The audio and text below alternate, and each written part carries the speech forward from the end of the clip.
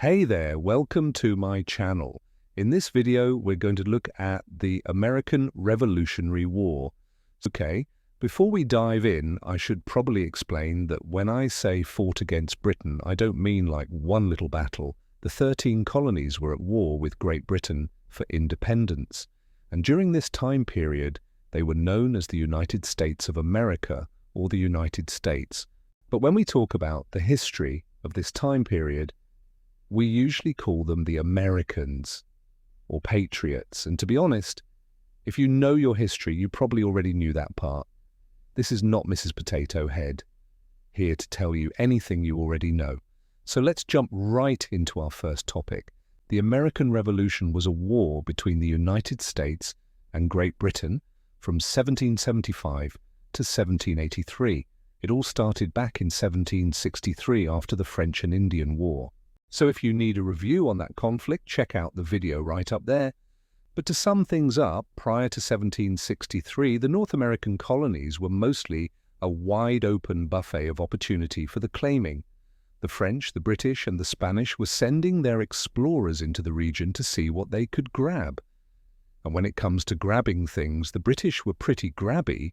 They fought the French and the other claimants to win most of North America. But as they expanded, they realized that the cost of defending their new lands was more than they anticipated, and they started looking for ways to recoup those costs.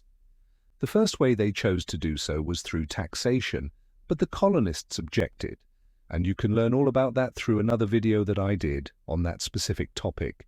Suffice it to say that the colonists were not happy with how they were being taxed, and they started taking action to resist those taxes. Then came the French and Indian War, where the British went into debt protecting the colonies and decided that the colonists needed to help pay for that. The colonists again resisted these efforts, and as tensions rose, things eventually came to blows. The war began in April of 1775 with battles at Lexington and Concord. In April of 1775, British troops were sent from Boston to Concord to seize colonial military supplies. On the road to Concord, they were met by colonial militiamen at Lexington. Though the British won the battle, it marked the beginning of the war. Soon after, the Continental Congress appointed George Washington as Commander-in-Chief of the Continental Army. And that is a very big deal because without that appointment, we would probably still be eating squirrels for breakfast. And this is important because the Americans had no standing army. So when the war started, they had to raise an army from scratch, and they put George Washington in charge of it. So now we're going to start following the war as it progressed, which means we have to take a quick little detour through the events leading to the Declaration of Independence. So let's get to it. As the war progressed, delegates from the colonies met at the Second Continental Congress in Philadelphia. The purpose of this meeting was to coordinate the colonial war effort. The Congress also heard the Olive Branch Petition, which was an attempt to reconcile with Britain. But King George II rejected the petition and instead declared the colonies to be in rebellion. Shortly after, the Congress adopted the Declaration of Independence, written by Thomas Jefferson. The document justified the separation of the colonies from Britain based on Enlightenment ideas like natural rights. And in case you're wondering, natural rights are a fancy way of saying that people are born with certain rights that cannot be taken away. And now we're going to get back to following the war.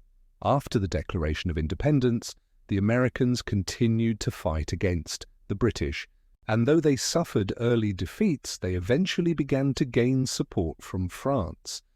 And that's a really big deal because the French were not only supplying them with money and resources, they were giving them legitimacy on the world stage. See, before the French got involved, most countries in Europe thought that this was just a little colonial rebellion that would be put down quickly. But once the French started supplying them with resources, it became clear that this was an actual war, and the Americans had a chance to win. And that's important because if the French hadn't gotten involved, the Americans probably would have lost the war. But as it turns out, the French were happy to stick it to the British, who had been a thorn in their side for years. So the French entered into an alliance with the Americans and provided much-needed assistance. All right? Now we're going to fast forward through the rest of the war because there's not enough time in a single lifetime to cover every battle. But I do want to mention a few key battles along the way. The first is the Battle of Saratoga in 1777, where the American victory convinced the French to enter into an official alliance with them. Then there's the Battle of Yorktown in 1781, where the British surrendered to the combined American and French forces. And that battle is important because it's considered to be the turning point of the war. After Yorktown, the British began to lose interest in the conflict. Now, while all this fighting is going on, there are representatives from the United States meeting with representatives from Great Britain to negotiate a peace treaty.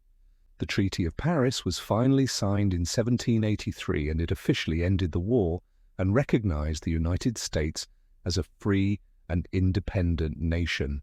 And that is a very big deal because this treaty marked the beginning of a new era in world history.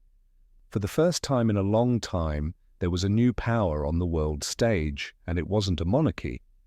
Okay, so let's finish by talking about why the American Revolution was such a big deal.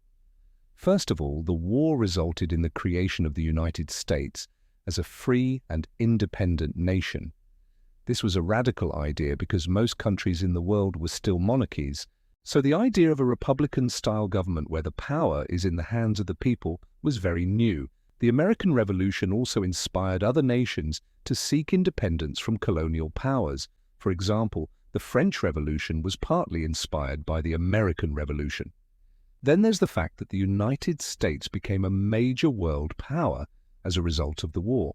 Before the war, the United States was just a collection of colonies with little power on the world stage. But after the war, they were recognized as a legitimate nation, and they quickly began to expand their territory. Finally, the American Revolution led to the creation of new political parties and ideologies. For example, the Federalists and the Democratic Republicans both formed in order to deal with the issues facing the new nation. Okay, that's what you need to know about the American Revolution. If you want me to keep making these videos, then by all means subscribe and I shall oblige. I'm out.